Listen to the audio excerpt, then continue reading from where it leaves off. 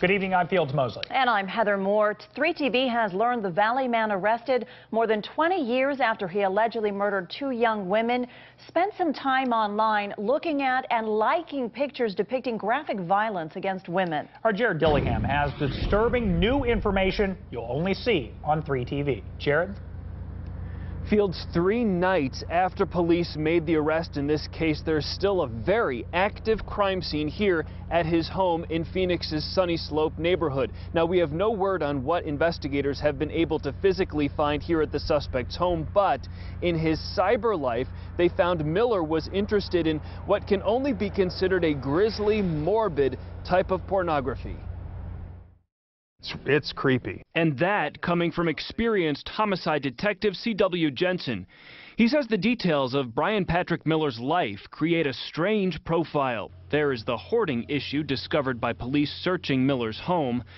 Then there's Miller's zombie hunter mobile, an old police cruiser Miller drove daily, often with zombie mannequins in the side seat. The zombie car, is that significant? Yeah.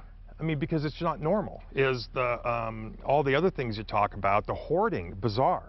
I mean, all these are mental problems. Plus, we now know Miller was also a fan of gruesome, disturbing, so-called art. Brian Patrick Miller belongs to this deviant art website. This is his profile picture, and most of the pictures in his gallery are not suitable for TV. There are dozens of pictures and drawings of women who have been strangled, stabbed, tied up, even beheaded.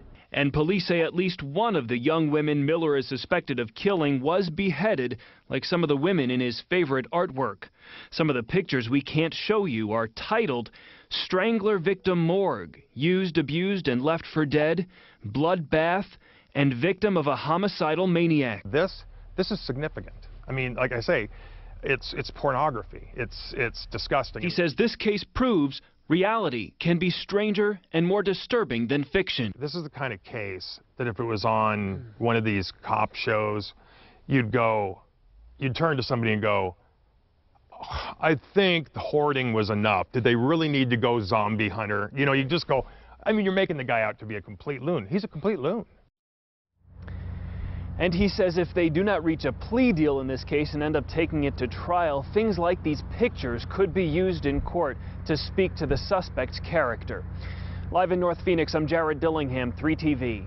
Jared, thank you. And here is what we know so far about the criminal investigation. Phoenix police say Miller has been linked through DNA to the 1992 kidnapping and murder of Angelo Brasso and the 1993 kidnapping and murder of Melanie Burness. Both were killed while riding their bikes along the canal near 25th Avenue in Cactus. Investigators are looking into whether they can connect him to any other crimes. Miller lived in Washington State for a few years after the murders, but has been in the Valley since 2006. He has a teenage daughter. She is staying with relatives. Now, we do have more coverage of this cold case arrest online. Just go to azfamily.com and click on the link to this story.